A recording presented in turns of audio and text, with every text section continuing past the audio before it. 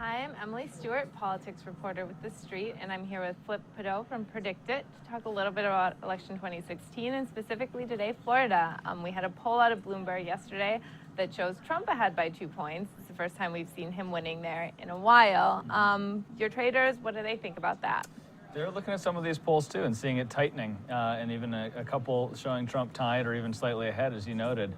And so Trump's odds on our market to win Florida have moved up quite a lot in just the last few days, from sort of mid-20s to high 30s, even low 40s. So traders are starting to look at this very important swing state as possibly very pivotal. And in our electoral map forecast for electoral vote totals, we're actually seeing Hillary, her cushion over 270 starting to shrink. You know, she lost Iowa into the toss-up column last week. If this moves another couple of points towards Trump in Florida, she'll lose Florida off that map, and suddenly her projected 340 votes shrink to 293 votes. So suddenly Trump starts to seem like he may have a narrow, still complicated, but plausible path to victory. Yeah, I think today CNN put both Florida and I want to say Nevada in the toss-up category. So yeah, Nevada, North Carolina will be another must-win for Trump that he's still got to claw back a few points from. But suddenly we're starting to see, you know, a potential way for Trump to eke out a theoretical win that doesn't require, you know, massive rigging of the polls or some enormous October surprise. He may have, as I said, a complicated but actual plausible path here as the polls are starting to tighten up. Wow. But even though it does look like it's getting a little tighter for him, looks like your traders do think Hillary probably is the most likely to win in November. They do, and traders have been remarkably consistent about that for weeks now. They've had Clinton at about 80% and Trump at about 20%. And it doesn't matter which way we ask the question, Clinton versus Trump, Democrat versus Republican, male versus female, Kane versus Pence. You know, across a number of different, you know, very liquid, highly traded markets, traders are saying they really think Trump has about a 1 in 5 shot. And that's despite, you know, significant movement at the state-by-state level and national level in the polls in recent weeks. So traders seem to have sort of zeroed in on what they think are the kind of macro dynamics of this race, and they seem to be fairly unfazed by the day-to-day back and forth of the different polling numbers, even as they have tightened up, which suggests, you know, Trump has a non-zero, but still, you know, somewhat more remote chance to pull it off.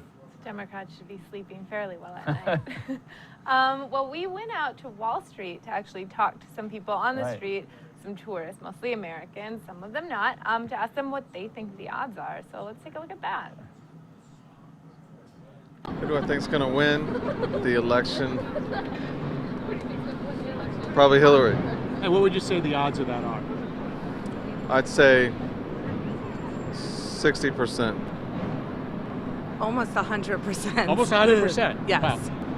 50-50 at this point. 50-50. Well, I mean, I think she has an edge. Right. But that's, you know, not that I want her to win, or not that I think that she's definitely more qualified, but she has a lot of controversy behind her. So, but then again, so does Trump's. Who knows? I guess from a perspective from somebody who's not from America, I would say that Hillary would definitely win the election, just purely because public opinion of Trump at the moment is very, very low. And I think everyone can see that Hillary is going to be a good candidate for the country. Hillary. And what do you think the odds of that are? The chances of that, like 60%. 60% odds. Yeah. How about the Senate, control of the Senate? What do you think is going to happen there? That one's going to be a tight call.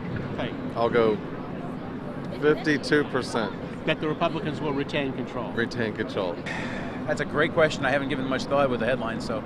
Right. But I'm kind of an apolitical guy. I try to stay neutral. You know? Right. Okay. And clients can't yell at me. That's right. Okay. That I don't know. Okay. That one I don't know. Thank you very much.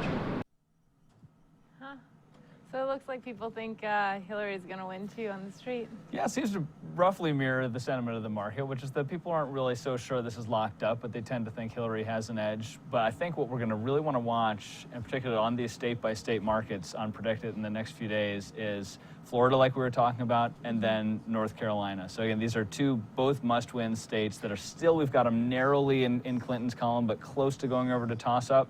And these are also two states where you have significant early voting. So as more and more of that early voting data starts to come out, in a prediction market like this, a real money prediction market is one of the only places you'll see all these data points, from the polling numbers to the kind of anecdotal qualitative reports about crowds to other quantitative data like the early voting results, all boiled down into a single a single metric in real time. So in those two key swing states where we have early voting data, Florida and North Carolina, if Trump can pull those at least into the true toss-up category, then he's got a shot. If they slip away from him, those two states, then it becomes a lot more difficult. Yeah. Well, thanks so much for being here today. You bet. Thank you. We'll keep an eye on it.